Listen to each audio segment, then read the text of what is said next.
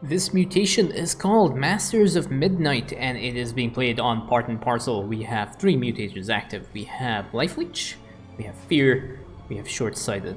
All in all, not a terrible mutator set to deal with.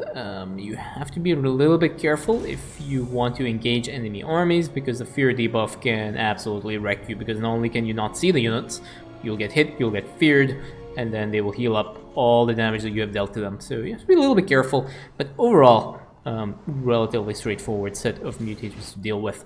But we can see over here the Handhorner is just both commanders just taking up as normal. Handhorner putting down the assault galleon, and we can see that the Zerg over here. So you can see Handhorner is supporting the Dehaka by providing a bunch of mag mines for him to run back into, so he can clean up some of these enemy units. So knowledge of the enemy camps is very, very important when you are playing Dehaka on this mission, because there are 3 different farming patterns that you need to follow depending on the enemy race that you're up against. And if you're more interested in that, you can check out the Dehaka commander page on Starcraft2coop.com to see what the order you should be farming is in. But you can see over here that there is a little bit. Did Dehaka go for the heal? Yeah, Dehaka apparently went for the heal here, which is again not really ideal. You want to get the jump and you want to get the eat ability. You do not really want to get the heal ability here, even though you are playing against a bunch of mutators. You have Handhorner to support you with mag mines, so it's a little bit wasteful to go for something that reduces your damage out, but you should be going fully aggressive here. So Dehaka does get feared on this part. A bunch of mag mines get dropped to try and draw aggro away, which does kind of work, keeps the roaches away off Dehaka. And now there'll be another bunch of mag mines here that will end up cleaning up that roach as well, and Dehaka is good to go. An ally's under attack. Overall, yeah, seems to be okay. Dehaka jumps in. He has to be really careful. That fear can just completely wreck Dehaka if he's not paying attention. So, yeah. Bunch of Hydralisks attacking from the high ground, and this is where it's really, really dangerous. Like, pushing up onto the high ground means that you just take unnecessary damage, and there's nothing you can do about it. And that's where fear can proc, and if you end up losing your Dehaka, it can, significantly push back your economy. But now Handhorner's assault gallons are there to help their ally, and Dehaka will be on this side now, just trying to attack the spine crawler. You just see how much that spine crawler is just healing. It's like Dehaka slaps it and just goes up like 70% of the damage that's healed. And now all Dehaka's effort just gets thrown out the window because the spine crawler feared Dehaka, so it's going to be a bit of a problem. But Dehaka wants the expansion, and that spine crawler is causing a lot of problems. But there's an attack wave that's coming up now, and the commanders will have to deal with that attack wave. Dehaka decides to rotate over and engage that attack wave. And there is a jump across here. And yeah, so we have roaches in the attack wave, which means that we are dealing with the ground Zerg composition, which is probably one of the better compositions to deal with. Swarmy Zerg would have been really, really nasty, and Mutilating would have been slightly less nasty, but still nasty. Now, the good thing about this mission is because they're dealing with a Zerg composition, there are a lot of defense bots on the mission, those little tiny robots that walk around and poke you once in a while. Having those around actually increases the number of parts that are available on the mission, so you don't actually have to clear all the enemy bases to pick up the parts. Usually, there may be about 230 parts around the mission, 240 parts. When you're up against Zerg, there's more like 300. So, you're a little bit less pressured to push into all the enemy bases just because you want to complete the mission. So, these are the bots I'm talking about, the defense bots. So, that's one of the good things about playing against Zerg compositions. There are a lot more parts available around the map, and it's a little bit easier to collect parts. You see the amount of fear that impacts these Reapers as well.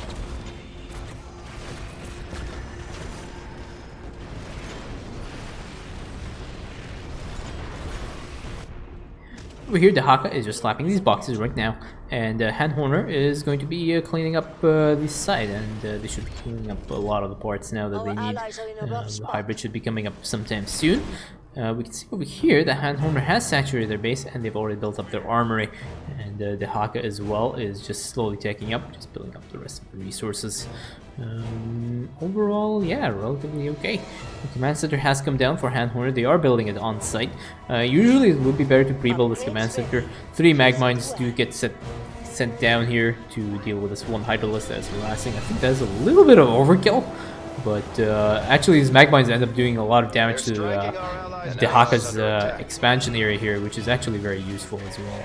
So there is a call in the fleet here to deal with this attack wave from Handhorn. A little bit of an overreaction there, I think. I think Dehaka was okay dealing with that, but better safe than sorry. And now Handhorn is going to start pushing into the side here. And again, as you can see, Fear is very, very impactful on these Reapers. Now, one thing you can do if you are playing Handhorner is to put down Strike Fire platforms. And what the Strike Fire platforms can do, let me see if we can show you a box. I don't think there's any vision of a box anywhere. Is you can send the Strike Fire platform to target the box, and you can actually pick up the parts with the Strike Fire. So you don't need to send your units over into entrenched enemy bases. You can just use the Strike Fire platform to pick up the parts, so you don't have to go and engage and push into enemy territory. So what you do is basically drop a strike on here, and the Strike Fire will fly over these parts and actually pick them up. So that's one thing you can also do if you want to try and cheese this mission.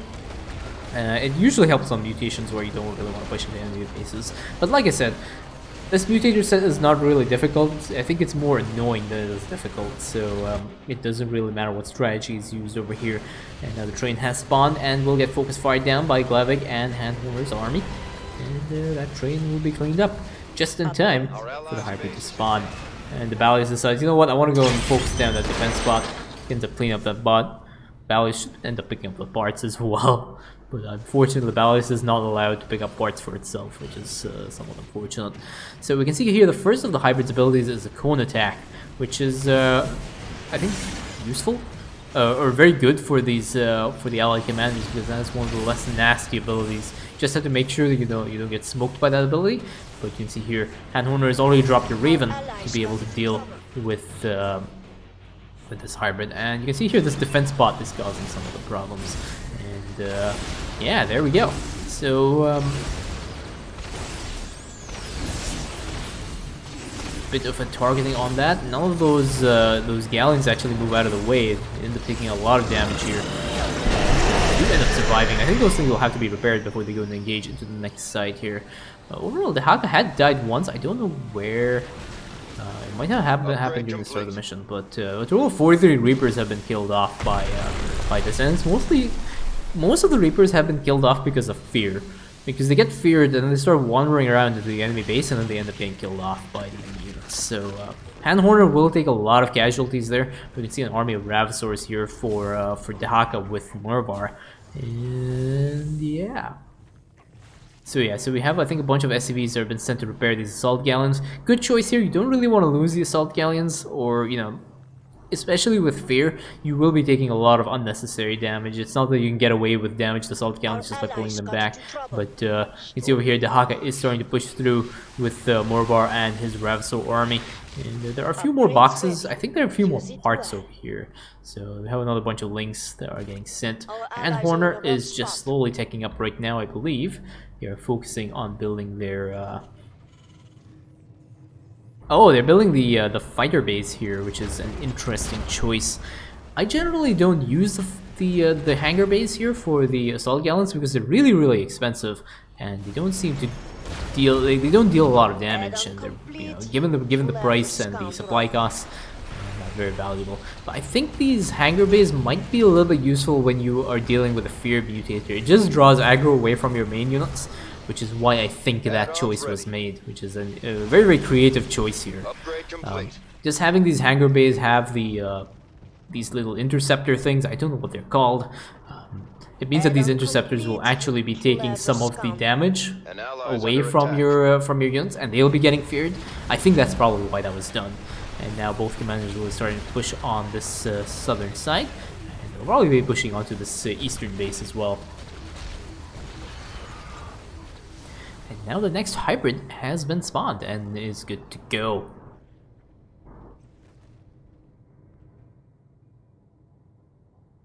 So Handhorner is going to start pushing into this side. Another call on the fleet, this time a little bit better.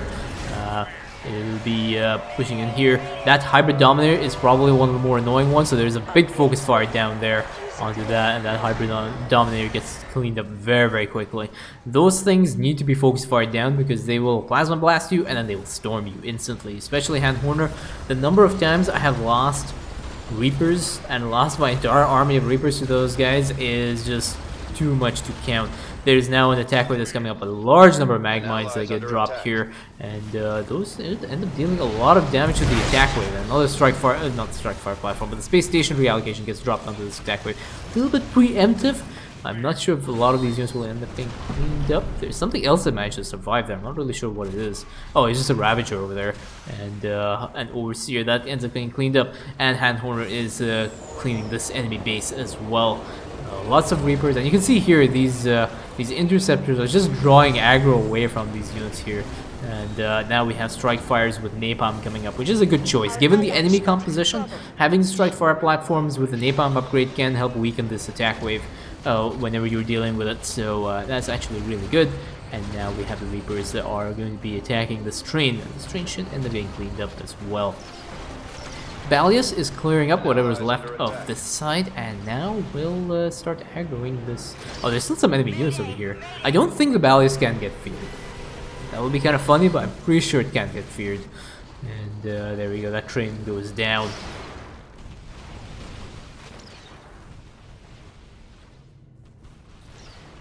I like how the Balius is actually aggroed at Overseer. He's as the biggest threat in the game right now. Containment Cell broken. Hybrid now casts its Stasis ability. Again, kind of a good ability to get. There's a fly on the Reapers. Unfortunately, that fly does not keep them safe, and now there's a cone attack here. As long as they do not get, they are in stasis, they do not get hit by that cone ability. But that Hybrid will get cleaned up very, very quickly. There's a lot of damage output, especially combined with the damage bonus that the Ravens provide. There we go. We have another bunch of parts that need to be here. It needs to be done. I don't know if those Strike Fire platforms were used to clean up the to pick up the parts. I don't think they were, but that's what you can do over here. Dehaka is now in position to deal with these overlords. There's a roar, and now we have a bunch of Tyrannosaurs as well into the mix here, and they will be pushing into this enemy base. But yeah, like, you know, an enemy base like this, right? If you don't really want to push in, you can use Strike Fire platforms to just clear the boxes and pick up the parts. It's a very, very convenient way of playing Hand Horner. And usually when I'm playing Hand Horner, I will try and get my 10 Strike Fire platforms up, and I will use my gas on those instead of building an air comp to start. Eventually, you know, you will have your 10 Strike Fire platforms out, and then you can start transitioning into your air units just in time to deal with the last hybrid wave. But you can see over here, Dehaka's army is just completely ravaging through this enemy base, and Hand Horner's army will be pushing. I think they'll start pushing into this enemy camp here. This one's not too difficult to clear as well, especially if you have a bunch of Reapers. Upgrade complete.